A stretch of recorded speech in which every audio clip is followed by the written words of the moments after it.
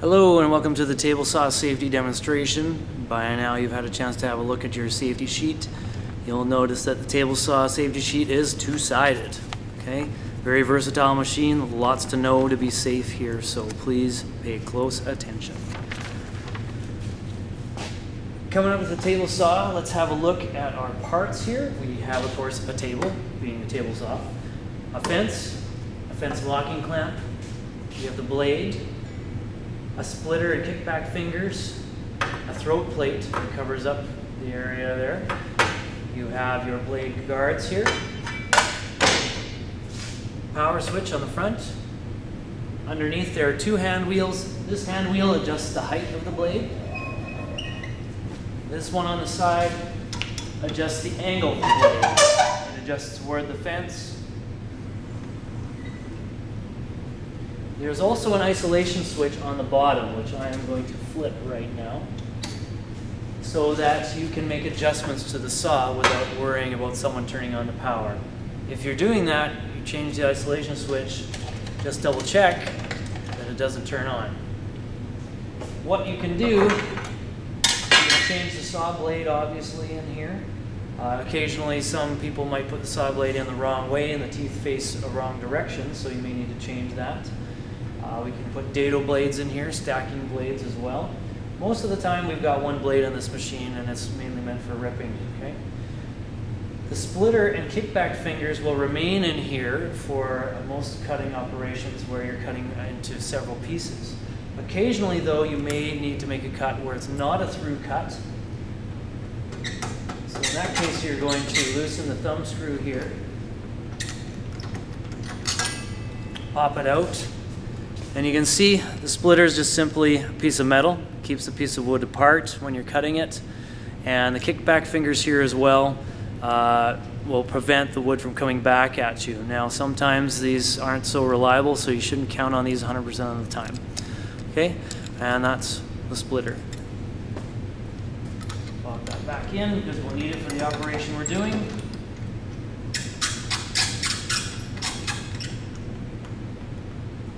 Before you put the throat plate back in, you might want to have a look at where the throat plate rests. Sometimes sawdust can build up on that and make it a little bit uneven. So make sure that's all cleared off. And drop your throat plate back in. And we're ready to use the saw, so we're going to put our isolation switch on. So, double check yourself, of course. Do you have long sleeves? Do you have bling? Do you have those ever-present headphones hanging out that might be sucked into the machine? Get rid of those and put on your safety glasses. Next thing you're going to do is have a look at the piece of wood you're going to work on. Always, always, always, when you're taking a piece of wood to the table saw, you need to have a good, smooth reference edge that will be against the fence. Okay? Now, against the fence for ripping is going with the grain, cross-cutting is going across the grain. You can do both on this table saw, but this one's mainly set up for ripping, like I said, going with the grain. So we have our reference edge that goes against the fence.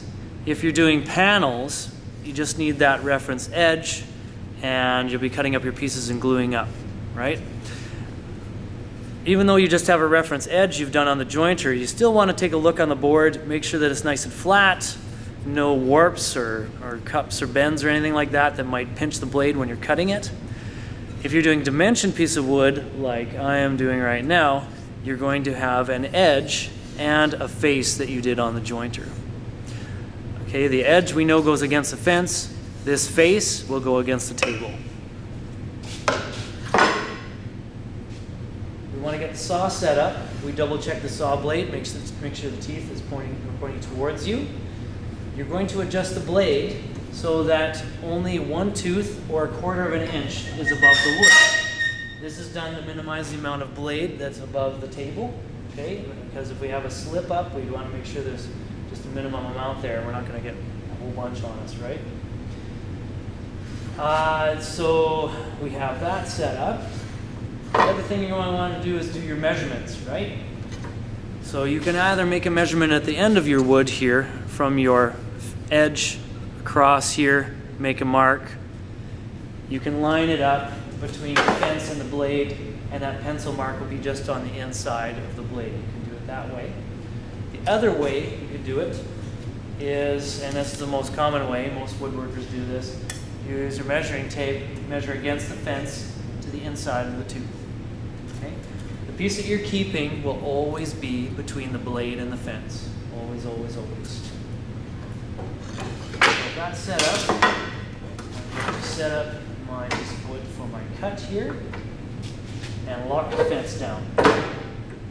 Okay, and we'll always double check that fence that it's locked down. Now, sometimes if the fence doesn't lock, it may be because it is not in the track along here. So you want to have a look at that. There's this piece here. If it gets twisted and lines up with the slot, of course it's going to come out, right? So we want to pop it back in and twist it so that it'll slide back in that groove. So line it up, twist it.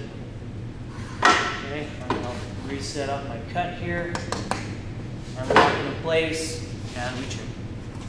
Good to go. We pull our guard down. At all times, use the guard if it is, functional and you can use it. Make sure that it works. In this case, it's kind of a bit tight here to get my push stick, so I'm going to leave one up, so that way I can get my push stick all the way through here. So always use one or both sides of the blade like that. Whenever you're cutting and ripping, you're going to stand to the left of the wood. So if there is a kickback, it's going to go right on by you, and we'll put another dent in the door behind us here, okay? So stand to the left so you don't get that dent, the door does. We've got our edge against the fence, face against the table. Then we're going to get our push sticks ready to go. You always want to maintain a 4-inch margin of safety between the blade and your hands. If you can't do that, you're going to be using push sticks. I'm going to have one here on the fence, and the other one will be pushing the wood against the fence, against the reference edge here. Now you'll notice I'm not using the push stick right away, and that is because if you use it, you're going to get a teeter-totter thing going on, right? So I'm going to leave the push stick here, and when I reach the edge of the table, then I'll pick it up and we'll push it through. You always want to make sure you've got the wood hooked on the heel of the push stick here on the bottom. Make sure you get good control. And then you also want to make sure when you do this that you push the wood right past the blade. Very, very important, because any wood that is left uncontrolled between the blade and the fence, bam, it's going to kick back, okay? So you're going right past the blade, even right past the splitter, if you can. Okay, so I think we're ready to make this cut. We're going to move in a little bit closer on the video camera so you can get a good look at this. Let's go ahead and make our cut. When you're starting it up too, make sure that the wood is not touching the blade, because you don't want an extra surprise right off the bat. Here we go. Standing to the left.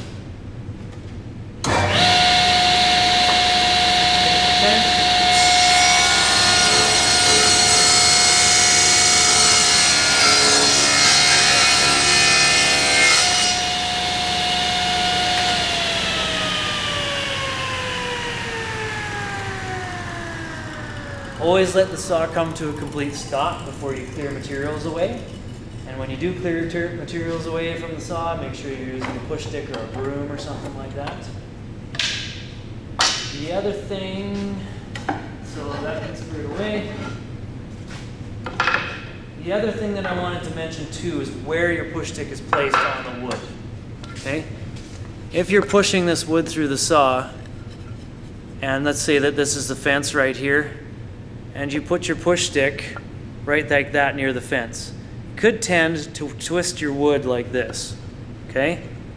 What you want to do is make sure that push stick is approximately in the middle of the piece of wood that you're pushing through between the blade of the fence. That way it's nice and stable and it's not going to want to twist one way or the other. Okay, so that was ripping on the table saw, cutting with the grain. Another part of the table saw is the miter gauge. The miter gauge is used to cut angles. You can see the degrees on here it can adjust to. This piece runs in the miter slot on the table. You can also use it just to do straight 90-degree cross cuts on the table. So it fits in here. It rides in this groove on the table here, the miter gauge groove. And you'll notice that if you do cross cutting here, you're going to have to move the table away, okay? Because it's going to oppose the miter gauge here. We're not going to be able to make our cut. I'm just going to move that out a bit. Now, 9 times out of 10, you won't be cutting on the table saw, won't be cross-cutting on the table saw because you'll be using the miter saw, the sliding compound miter, or the table saw with the cross-cut panel jig on it there. But if you do, and you're going to use the miter gauge, this is how it's going to go, okay? Same thing with checking the wood and setting up the saw, also having your blade guards down. The very important thing here when you're cross-cutting here is that the fence is out of the way, okay? You will never use the fence when you are cross-cutting, simply because the wood is being supported against the table and the miter gauge now, okay? That's where your control is coming. If you let this piece be trapped between the fence and the blade, it's like instant kickback. It's coming right at you. It's going to damage the blade, damage you, damage someone else. We don't want that to happen. So always make sure that the fence is well away from that operation, okay? So you make your measurement, you line it up, and make sure that you line it up with the other side of the blade, okay? So that the blade is cutting on the waste side of your cut. And one hand on the handle, the other hand will be pulling the wood against the miter gauge. Line it up here. My wood is away from the blade.